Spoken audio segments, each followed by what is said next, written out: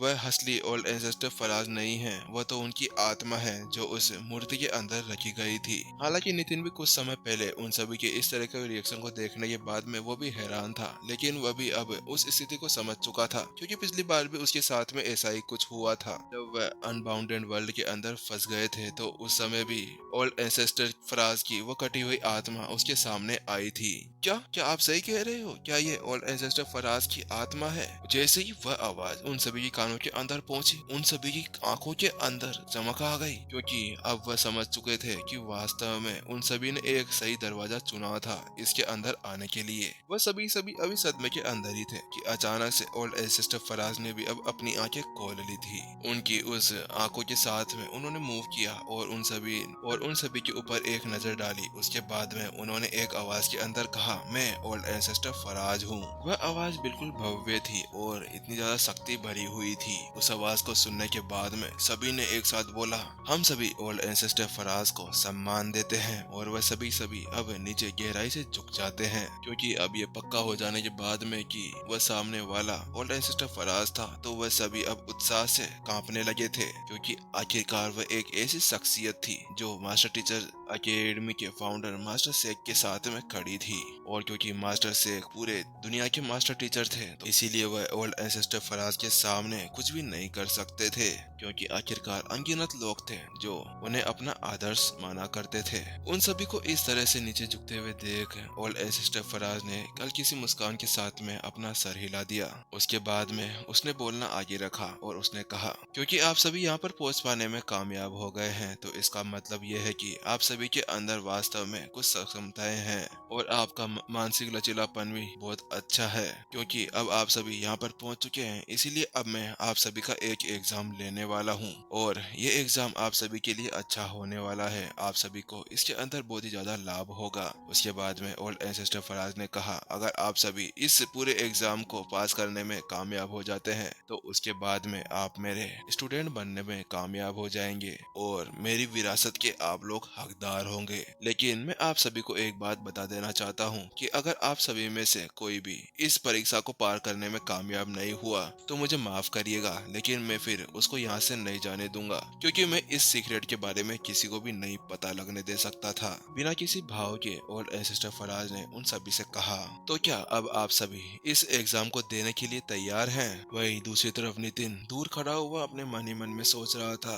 वास्तव में old ancestor Faraz वास्तव में वैसा ही है जैसा कि मैंने सोचा था। बिल्कुल सीधे आदमी, ये तो बिल्कुल बिना किसी बातचीत के ही सीधे अपने मुद्दे पर पहुंच गए कि आखिरकार उन्हें क्या करना था। इसका मतलब ये था कि वह फालतू में किसी के अंदर अपना टाइम वेस्ट नहीं कर सकते थे। वहीं जहाँ पर सभी नितिन से अलग खड़े हुए थे, उन सभी का बदन पूरी तरह से कांपने लगा। क्या परीक्षा, क्या आपके स्टूडेंट, क्या वास्तव में आपकी विरासत हम लोगों को मिलेगी? उन सभी के दिमाग के अंदर अभी यही सब सवाल चल रहे थे। उन सभी के अंदर थोड़ा बहुत डर भी था और उसके साथ में उन सभी को बहुत ज्यादा उत्सुकता भी हो रही थी, क्योंकि आखिरकार उन्हें ओल्ड एंसेस्टर फराज की विरासत को हासिल करने का एक मौका मिल रहा था। क्योंकि ओल्ड एंसेस्टर फराज ने पहले अपने संत लेवल स्टेज 9 के पूरे लेवल को पार कर लिया था और उसके साथ में उनकी पकड़ अंतरिक्ष के ऊपर ऐसी थी कि कोई 9 स्टार मास्टर टीचर भी उनका मुकाबला नहीं कर सकता था। और अगर इसी के साथ में उन सभी ने उनकी उन विरासतों को हासिल कर लिया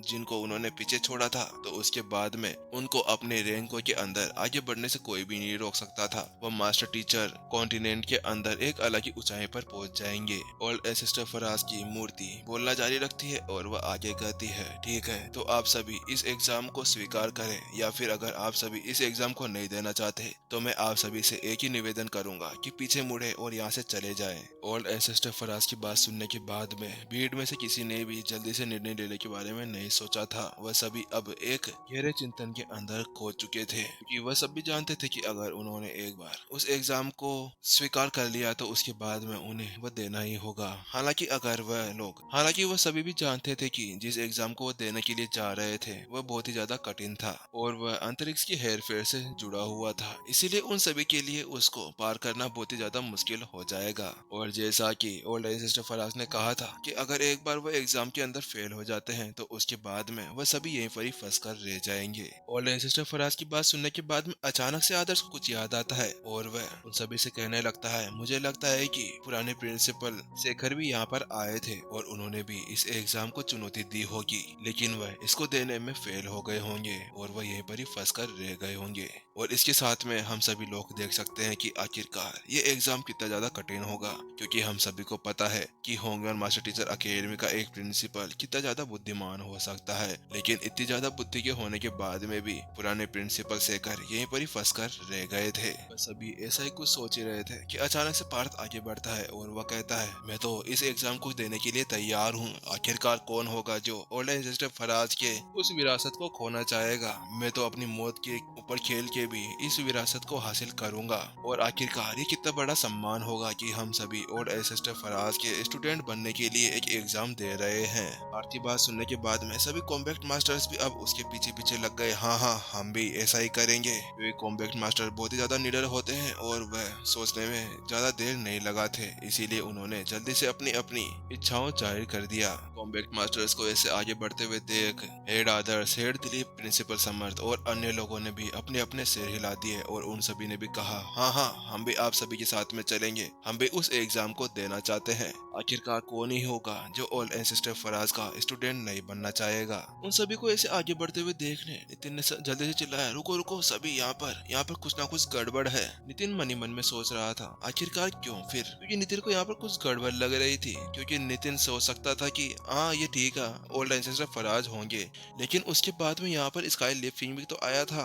तो फिर स्काई लिपिंग को ओल्ड एंसेस्टर फराज ने अंदर क्यों जाने दिया होगा? क्योंकि ओल्ड एंसेस्टर फराज तो एक ऐसे व्यक्ति थे जिन्होंने उन राक्षसों को उस सील के पीछे बंद कर रखा हुआ था। तो फिर वो आखिर कैसे यहाँ पर एक राक्षस को आने दे सकते थे? नितिन अभी भी उस परीक्षा को देने में अनिच्छुक था, क्योंकि पिछली बार ही उसने उस असीम मल्हार टेक्निक को देख लिया था और उसको देखने के बाद में नितिन ने उसके अंदर भी बहुत सारी ऐसी गलतियां पाई थी जिसको वह कभी भी सही नहीं कर पा रहा था, क्योंकि उसको सही करने के लिए उसको बहुत सी टेक्निक चाहिए थी। और नितिन कभी भी भविष्य के अंदर इतनी ज्यादा गलतियों वाली टेक्निक का यूज भी नहीं कर सकता था, क्योंकि आखिरकार इस समय उसके लिए ये सब कुछ इम्पोर्टेंट नहीं था। उसके लिए इम्पोर्टेंट तो ये था कि वह 30 साल के होने से पहले 9 स्टार मास्टर टीचर बन जाए, ताकि वह जन्मजात जहर को बाहर निकाल सके। नहीं तो फिर ऐसा नहीं किया तो उसके बाद में तो केवल मौत ही है जो उसका इंतजार कर रही होगी। इसी साथ में नितिन ने पहले ही सोच लिया था कि उसको इस एग्जाम को देना चाहिए या नहीं। इन सभी ख्यालों को सोचने के बाद में नितिन के मन में एक ही ख्याल आया, क्या ऐसा हो सकता है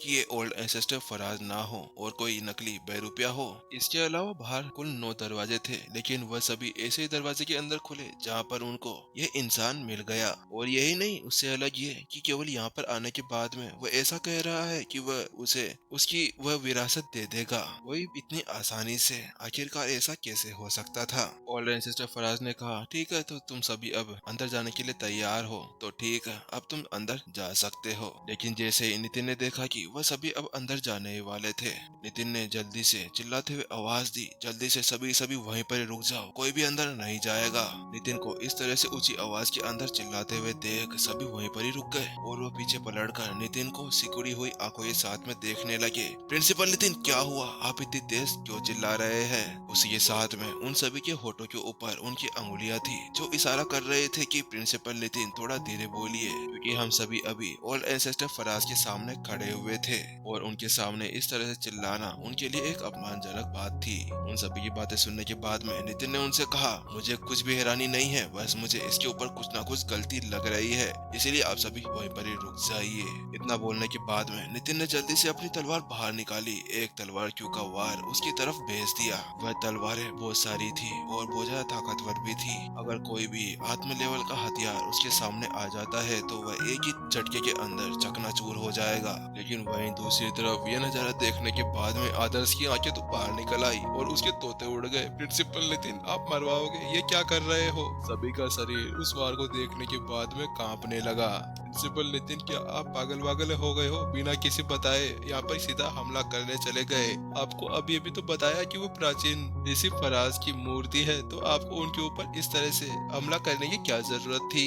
आदर्श अब बिल्कुल भी वहाँ पर नहीं रुक सकता था। इसी के साथ में आदर्श आगे बढ़ता है और हाथ के हल्के से झटके के साथ में उस हमले को बिल्कुल अलग कर देता है। उसके बाद में वह नितिन की ओर मुड़ता है और वह नितिन से कहता है, प्रिंसिपल नितिन, ये क्या चल रहा है? आप ऐसे नहीं कर सकते। आपको पता है ना ये ओल्ड एंसेस्टर फराज की मूर्ति है, तो आखिरकार आप ऐसा कैसे कर सकते हैं? क्योंकि सभी जानते थे कि मास्टर टीचर कॉन्टिनेंट के अंदर अपने से बड़े गुरु को किस तरह से सम्मान दिया जाता था। आखिरकार कोई भी नहीं था जो उनके सामने इस तरह की हरकत कर सकता था, और उनके सामने जो अभी खड़े थे वह ओल्ड एंसेस्टर फराज थे, जो सबसे ज्यादा एल्डर थे और विश्व के अंदर दूसरे स्थान पर भी आया करते थे, और वह भी बिल्कुल मास्टर शेख की तरह ही विशेषताएं रखा करते थे। वह उनके बराबर खड़े थे, और इतना कुछ को पता होने के बाद में भी नितिन अभी भी उसका ही परीक्षण लेना चाहता था।